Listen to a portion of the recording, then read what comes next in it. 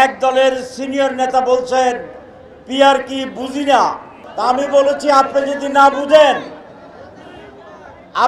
না বুঝেন তাহলে একদিন আমার ক্লাস করেন, আমি পড়াবো,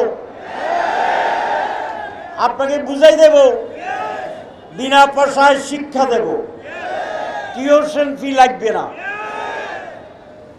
আরেক নেতার জবাব দিয়েছেন যে নেতা পিআর বুঝে না তাহলে সারা দুনিয়ার তিনি কোনো খবর রাখেন না, এরকম নেতা রাজনীতি করা ঠিক না। যারা পিআর চায় না, কালার এক্সপার্ট, জর্জ স্যাপ এবং মাইল্ড অন হ্যান্ডস টেকনোলজি সমৃদ্ধ অরিক্স ক্রিস্টাল ওয়াশ আপনার নন। কেন চায় না? কারণ তারা চায় জনপ্রিয়তা নাই কিন্তু মাস্তান আছে, জনপ্রিয়তা নাই অবৈধ চুরির চান্দার টাকা আছে।